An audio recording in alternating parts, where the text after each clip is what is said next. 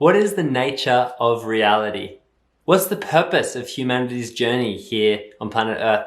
And what is the purpose of each of our own individual lives? Well, in this video, we'll be exploring integral theory, which covers each of these fundamental questions in a pretty convincing way.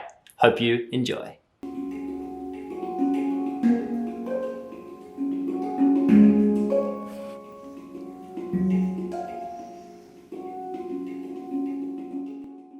So as I said, this video will be exploring integral theory. Now, what is integral theory?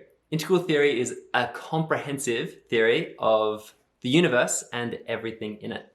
It's based on a survey of all of the world's knowledge traditions and an attempt to kind of integrate their unique contributions into a single unified map of all of reality. Now, as you can imagine, if a theory attempts to integrate all of human knowledge into one place, it's going to take quite a long time to explain all of the nuances of that theory. So for that reason, this presentation is only a very brief snippet of integral theory. Hopefully it's enough to give you some sense of its central messages, and hopefully it will inspire you to read and learn a little bit more, because there's many, many books that have been written articulating the nuances of this theory. Please forgive me for any oversimplifications. I'm sorry if there are any areas, when you make these generalizations about reality, it's very common to make some small errors about the details and not word things in precisely the right way. So please forgive me if I make any mistakes along the way. So who made integral theory? Integral theory was created by a man by the name of Ken Wilber, an American man. But many people over the years have attempted to create a comprehensive theory of reality. In recent years, we know Aurobindo has created integral yoga and a lot of ideas about integrating Eastern and Western philosophy, and there have been many others who have attempted to do this kind of thing. However, Ken Wilber's integral theory could well be one of the best models of reality and most comprehensive models of reality that we have access to at the moment. And no doubt in the future, they'll become more and more refined and comprehensive models of reality. Now, this picture is a bit of a funny one, this meme. So it says, yes, I'm a philosopher, stereotypes are true but partial. So one of Ken Wilber's famous things that he says is, every perspective is true but partial. Every perspective is true but partial. Now, as you can imagine, if you're surveying all of the world's knowledge, all the different knowledge traditions of the world, and trying to integrate all of those traditions, you're going to have to integrate a lot of perspectives, a lot of different perspectives. And so his approach to this quest is to validate every perspective to some degree and say, well, everyone's perspective has a certain aspect of truth. It's seeing part of reality, but not seeing the whole of reality. So it's true but partial. And in that way, he can devise this sort of patchwork quilt that weaves together all the different views of reality into a unified theory. So we see this in this image, we see Ken Wilber, I think it's a couple of decades ago, maybe more, with a very, very ripped body. And yes, that is actually Ken's body. It's not just photoshopped on, his head isn't just photoshopped onto his body as my parents thought. And he was, part of this thing of being integral, trying to integrate all the different knowledge traditions. Well, partly it's about living in an integrated life where you aren't just in your head, but you're in your body as well. And so Ken was a weightlifter as well as a philosopher. Hence, stereotypes about philosophers are true but partial. So what does integral theory mean to me? As I alluded to at the very beginning of this presentation, it answers some of the really fundamental questions in life. So it helps us understand the big picture of the universe, helps us work out how our own individual lives fit into that big picture, which can help us discover, as it has for me, our life purpose, or a sense of a life purpose. And finally, it can help us evolve and grow as quickly and smoothly as possible. And as we'll see, evolution and growth is really fundamental to the story of the universe, but also the story of humanity and each of our own individual stories. Now that will become clearer as we go through the details. Now I'm going to go through 3 big ideas from integral theory. 3 ideas that have really made an impression on me and that I think summarize some of the core messages of this theory. The first big idea is that we live in an evolving universe. Now, evolution has lots of different facets and aspects to it. Ken Wilber talks about 20 tenets of evolution in his book, Sex, Ecology and Spirituality. We don't have time to go through all of those tenets, but there are 2 aspects of evolution we can talk about, which is evolution involves a movement towards more complexity as well as more integration or more wholeness. So we see this tendency, this movement implicit in the fabric of reality, in the fabric of the universe. So in atoms, in molecules, in cells, in multicellular organisms, there's this same tendency, this same evolutionary impulse towards more complexity and integration. So, for example, a molecule is more complex and integrated than an atom, and then the next stage up, a cell is more complex and integrated than a molecule, consists of molecules but goes beyond them. And then a multicellular organism obviously consists of many individual cells but goes beyond that. So it's more complex and more integrated. So reality is kind of like a whole lot of nested babushka dolls or nested holes. And there's an evolution as reality evolves from more simpler, less integrated structures to more complex integrated structures. And we see this all the way through from atoms to molecules to cells to multicellular organisms. So we are 14 billion years into this evolutionary journey, and in our little corner of the universe on planet Earth, we've seen evolution, this increase from more basic structures to more complex and integrated structures, moving pretty remarkably in the last 14 billion years, evolving into humans.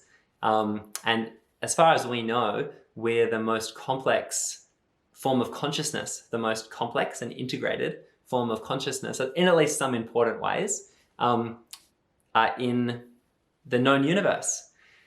So we're kind of riding the leading edge of this evolutionary impulse, this evolutionary wave. We're kind of like the leading edge in at least some important ways. Different creatures will have different faculties that are more evolved than us, but in like cognitive faculties and possibly even spiritual faculties and self-awareness faculties, we're quite evolved.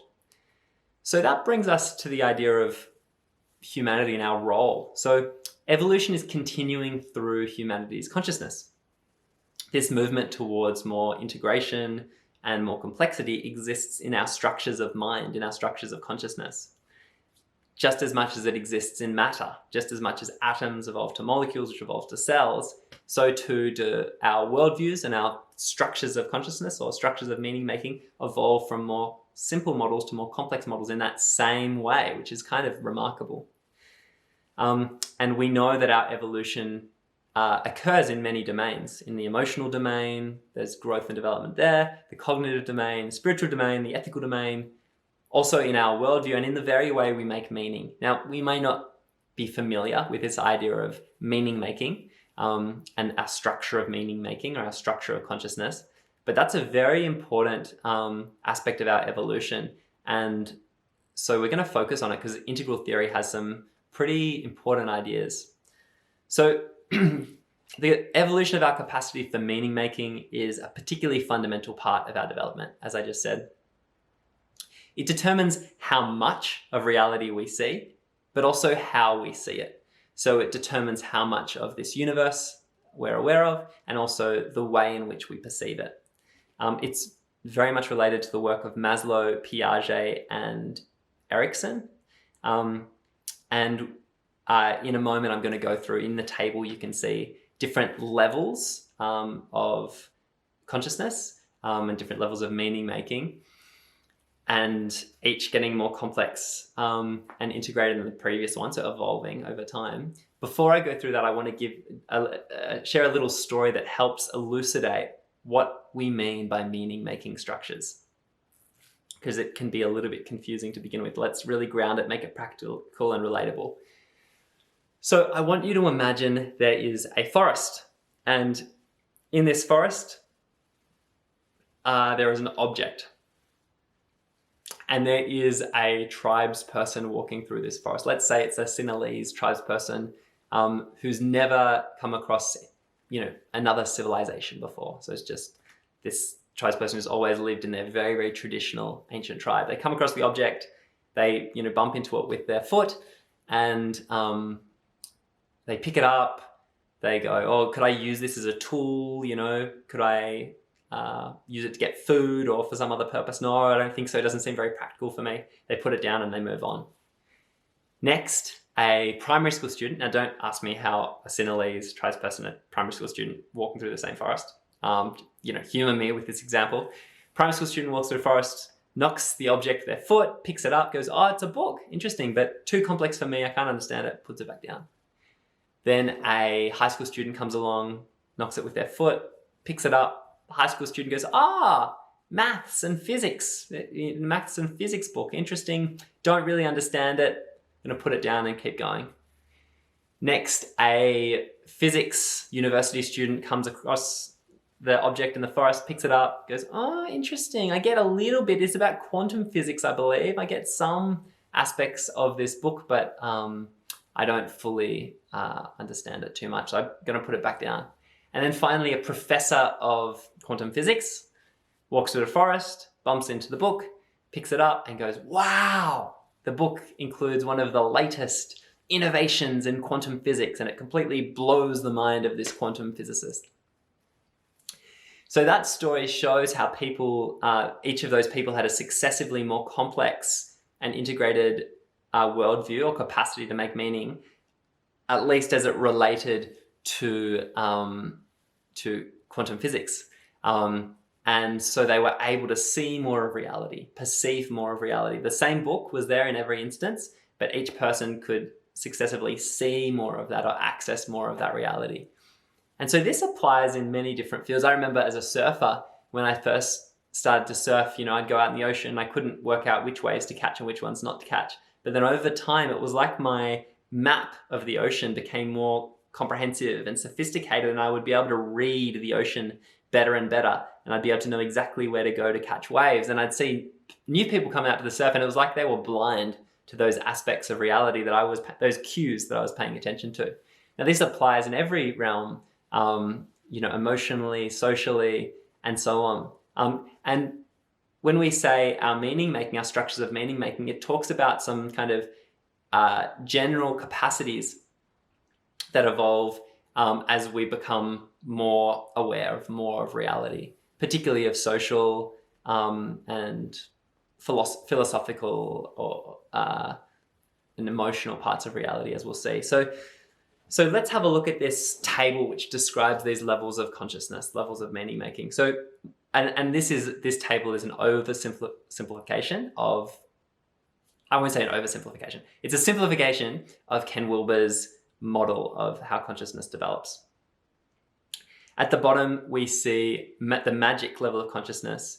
At this level, there are very self-oriented values. So really focus on oneself and one's own basic needs. And there are magical explanations of phenomena. So you might think of young children, often at this stage. If the sun goes behind the clouds, then the young children could say, the sun went away because it's sad, So that's a magical explanation, not a literal explanation for the phenomena of reality. And children, the self-orientation of children can be really seen through an example. If you show a child below a certain age a card that has red on one side and green on the other, and sit the child across from you and show them both sides of the card, and then show them the green side and say, what side color do I see? As in not the child, but me sitting across from the child. The child will say, oh, green, like the same color they can say. They won't understand that I see the red, the opposite side, because they haven't developed what they call a theory of mind, which is a comprehensive theory of another person's mind and what another person may see. So that's the lowest level, at least in this model of consciousness. And The next level we could call the mythic level of consciousness. The mythic level of consciousness is more group-oriented, and there are more traditional explanations for phenomena. So it could still be superstitious explanations for phenomena. So we might think maybe of fundamentalist religious folk who, very much care and love the other people in their fundamentalist religious group. So they're group oriented. And they also might have some, superstitious beliefs, but it's more so than the previous level. These superstitious beliefs could be like woven into dogmas and whole, structures of knowledge, not just like these one-off magical beliefs, but there could be like whole codification of these different traditional explanations for reality, myths, hence mythic. Next, we see the rational level of consciousness. And as we go through each of these levels is like evolving, it's adding on to the previous level. So each structure is like becoming more complex and more integrated than the previous level of consciousness. So at the rational level, there are suddenly universal values. So suddenly people may begin caring not just for their own group and not just for their own individual self, but for all of humanity, because they start appreciating universal values like justice and truth and equality. And there are more rational explanations for phenomena now. So we see science emerging and logic and emerging and rationality and these ways of understanding reality that are a little bit more robust and accurate than perhaps some of our myths may be. The next level up is the pluralist level. At this level, there is increasing value given to minority voices, and there are constructivist explanations for phenomena. So at this level, there is really an appreciation that at each of the previous levels, there could have been a bias towards the in-group at the expense of the out-group. So even at the rational level, you could have colonialists who are rational, but they have universal values like truth and justice, but they apply those only to other white men, for example. So it may not listen to minority voices. So their rational framework for the world, their logical rational framework for the world, could be severely biased by their own value system and their own view of the world. At this next pluralist level, suddenly there's an understanding of the fact that we each construct, the word constructivist here, we each construct our own view of the world, and we each construct meaning, and we each construct value systems that gives value to certain things and not to others. And so once this structure of consciousness emerges, suddenly we realize that like the mainstream philosophy of any group will assign, good labels to certain kinds of people, the in-group, and bad labels to other kinds of people, the out-group, which will essentially cause a lack of privilege to be given to the out-group, and their voices won't be as listened to, and their needs won't be as met. And so you could see, like colonialists may have seen Indigenous people as inferior and subhuman, whereas a pluralist would say each person has equal value and we need to listen to each person's voice equally. Then finally, the integral stage is the next one. And this values integrating holistic explanations for phenomena. So it really looks for win-win-win situations, and it understands more than each of the other stages that magic, mythic, rational, pluralist, each of those worldviews, each of those levels of meaning making has their own value. It's important to look after yourself, for example. It's important to be able to understand a group and orient to a group. And it's also, important to have universal values and so on. But it finds ways more than ever before to synthesize and integrate all those previous values. It's not so much at war with them. And hence it has holistic explanations for reality and life. It looks for win-win-win situations. Now, interestingly, each of these levels of consciousness has emerged coinciding with different modes of technology and different forms of society.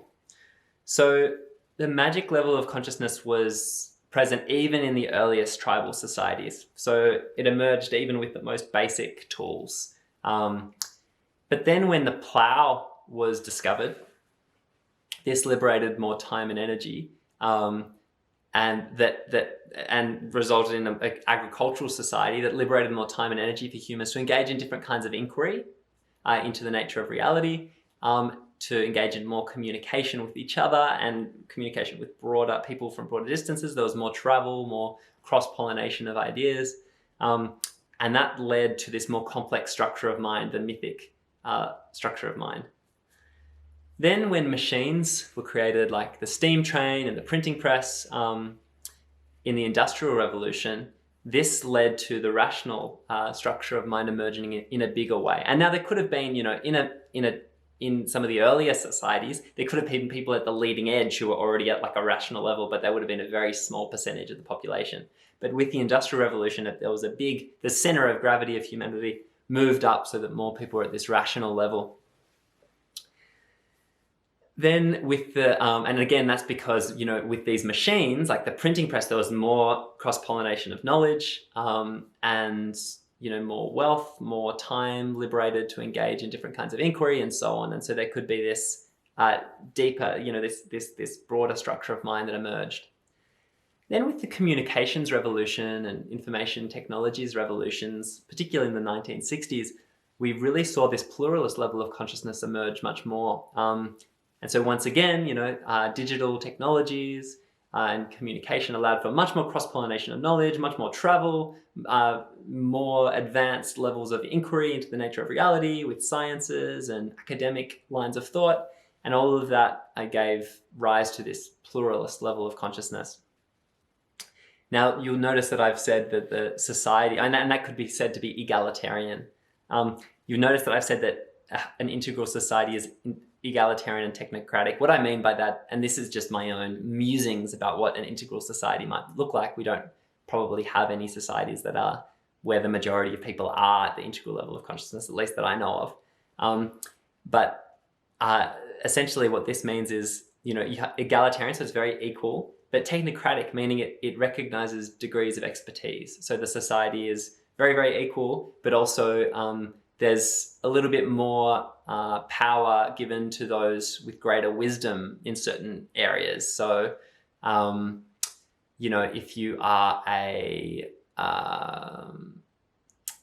professor in a certain field, then your voice will be given more credence and have more weight.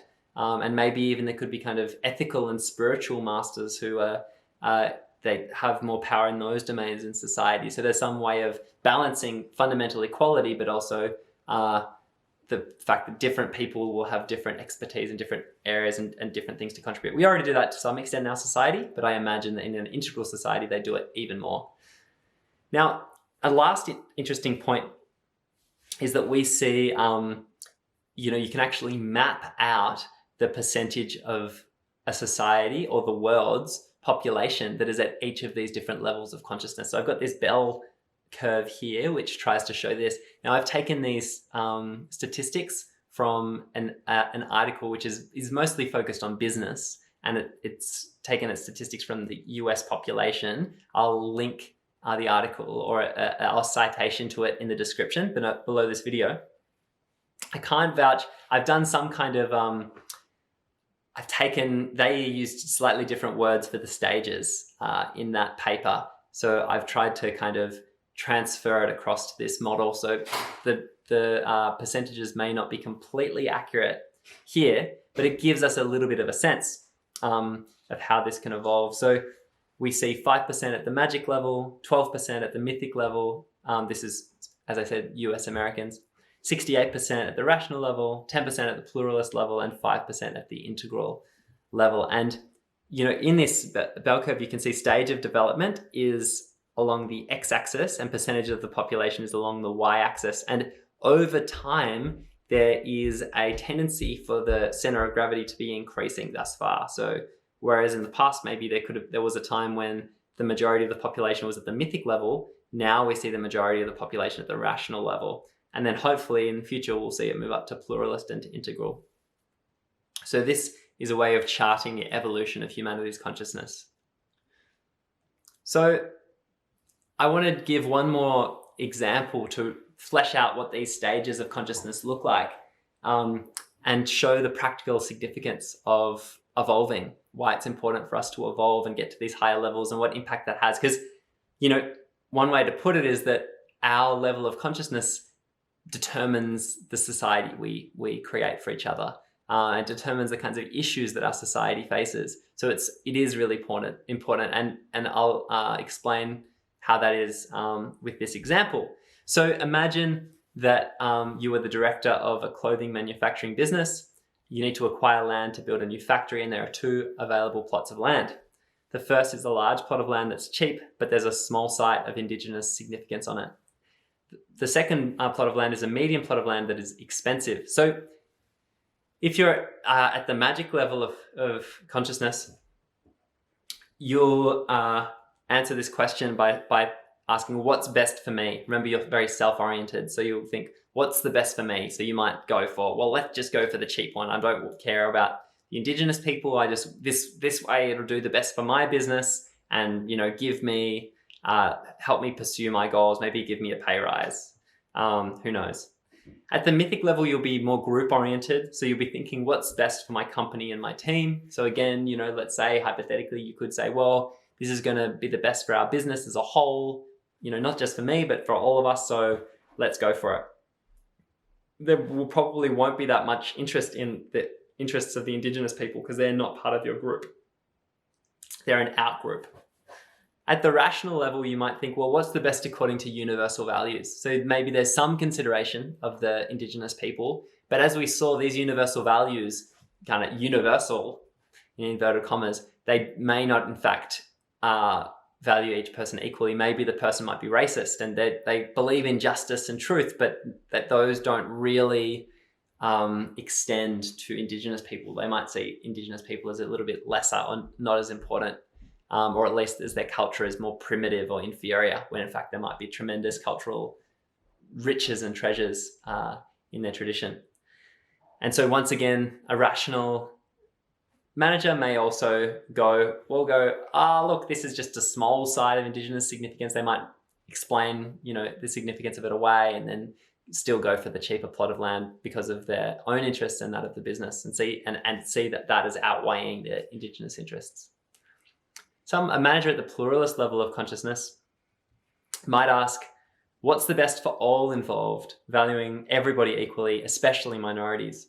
So they're going to be particularly careful to see how their own worldview might actually, deprioritize certain people and certain perspectives and certain needs. And so at this level of consciousness, you'd be much more sensitive to the needs of the Indigenous people and the role that this site of Indigenous significance could play for the culture.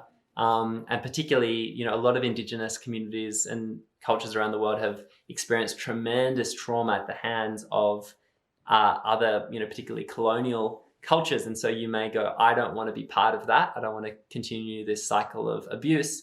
We're going to go for the more expensive plot of land, but at least we'll, have a clear conscience about it. At the integral level, you're trying to integrate all the other values into one system. So you might ask yourself, what's the best balance of all perspectives? What's a win-win-win? And so, it's an open question what that would look like in this particular circumstance. You'd probably need more data about the situation. But one example is maybe you do go for block A, the cheaper plot of land, but subdivide it and then find some way to get some sort of protection of the Indigenous site so that it is preserved for future generations. And maybe you give that part of the land back to the local Indigenous community or do something like that so that you still get the cheaper plot of land, you still get to use part of it, but you've also helped the Indigenous community while you're at it. So that's a little example that can show why it's important. If we get to these higher levels of consciousness, we can care and understand more people and understand the impact of our decisions on the bigger network, the bigger ecologies of life and the bigger networks that we're part of, which is a benefit to everybody. So imagine if everyone was at those higher levels, what a world we could create. So evolution is continuing through humanity's consciousness. That was this big idea too. Remembering the first big idea was we live in an evolving universe. Second big idea, evolution is continuing through humanity's consciousness. And so therefore our own conscious evolution may be our most powerful contribution to the world, because as we move up those levels of consciousness, we suddenly are able to understand more and more people's perspectives, and we're able to act in a way that's in harmony with a bigger network, a bigger world. And by doing so, it has benefits on many, many levels. And it helps bring up the whole, the average center of gravity of consciousness a little bit too. So our own consciousness helps make a difference in that way. Big idea 3 is that we can evolve better. So we can move up that ladder better if we do integral informed practice. So one of the things that integral theory has done, Ken Wilber and others have done a survey of all the different ways that humans evolve, all the different spiritual and psychological traditions, and kind of made, again, a synthetic map that's able to provide a really comprehensive approach for evolution, personal evolution. This integral map emphasizes 3 main areas of development. So the first is growing up, which is that meaning-making capacity we just spoke about. And specific practices here that can really evolve this part of us is exposing ourselves to many different cultures, perspectives, and complex environments. So all of that stimulates and helps grow our meaning-making. And also really wide reading. And there's a bunch of others, like, you know, being in different emotional states, like state training and so on, and other things. But they're just a couple. Waking up talks about our spiritual evolution. This could be the extent to which our reality is suffused with light, love, interconnectedness, and a feeling of upliftment. So whereas growing up determines how much of reality we see, how big the lens is through which we look at reality, waking up involves how much that reality we see is suffused with light, love, interconnectedness, and upliftment. So it's our state of consciousness here that's evolved. And you can be strong in one and weak in the other. So you could be very grown up, but not very woken up. So you could see a lot of reality, but still be depressed and miserable. Or the opposites could be true. You could be very spiritually woken up. You could be, you know, very uplifted and feel this sense of interconnectedness and so on, but not very grown up, not have a very big or complex worldview. The specific practices for waking up include meditation, prayer, teacher-student relationship, and many other practices, lots of which come from religious traditions. Another area of growth is cleaning up, which is our psycho-emotional growth. So this determines, this is about our wounds, our triggers, our robustness, our integrity, our emotional stability. And so, you know, growing up is how much of reality you see, waking up is how much that reality is filled with light and love and upliftment. And then cleaning up could be how consistently you're able to stay in a good, balanced inner state versus how much you're triggered and you know, keep that balanced inner state, even in many different circumstances with many different people around and so on. So you can evolve your cleaning up through therapy, self-inquiry, and journaling. So this thorough map of how we evolve is helpful because it can help us identify specific strengths and weaknesses in our own growth, can help us create a balanced suite of personal practices, and it can help us diagnose the precise origin of pathologies and identify effective counterbalancing practices. So pathologies in our own development. We can go, oh, this is a growing up issue. Okay, so I'll do more growing up practice. Or this is a cleaning up issue, so I'll see a therapist or so on. So in summary, we live in an evolving universe. This evolution continues through humanity's consciousness. And finally, we can contribute to humanity's evolution by maxing out our own evolution. That's a summary of these 3 big ideas from integral theory. So what has this meant for me in my own development, my own growth? So it's given me a beautiful sense of the big picture of the universe, and I really do have some sense that evolution is everywhere. You know, it's the meta-narrative of my life, and that's kind of an incredible thing. Give me a sense of wholeness about reality. It's also given me an inspiring vision of humanity's purpose. So I see humanity as the culmination of this 14 billion year long process, which is amazing. And for the first time, evolution is actually able to see itself and reflect upon itself and know itself through us. We're kind of like the eyes of evolution waking up to ourselves for the first time in 14 billion years, which is also gives me a sense of awe and amazement. And also, for the first time, we're a species that can consciously steer our own evolution. So through our lifestyles, our habits, we can actually change, our epigenetics, and also definitely our neuroplasticity, our brains and our minds and so on. So we can consciously steer our evolution and our growth through those levels of consciousness we spoke about, which is amazing. And this gives me an inspiring vision for my own life. So I can choose to consciously evolve myself by doing these kinds of practices, having this kind of lifestyle, and this will serve the evolution of humanity and of the universe. And I'm alive and able to do this during a momentous period in the whole 14 billion year long journey of our planet. Because during our lifetime, the most sophisticated species may either self-destruct or evolve sublimely. So we're going to either go down or we're going to go up and evolve and so on. So that's kind of an amazing, so it's not only am I, like this, if this is 14 billion year long process, my life's this little slither when so much action is going down, so much significance. So my life can really be part of something amazing. I'm watching the movie, the most amazing movie. Not only am I watching it, I'm like on the stage during the time when all the action's happening. That's the kind of feeling I get. So I hope you enjoyed that video on integral theory. Please check out our other videos which are on integral related ideas and shed some light on our community. You're very welcome to come to any of our community events, which you can find at our website or on our Facebook page. So until next time, see you later. Bye.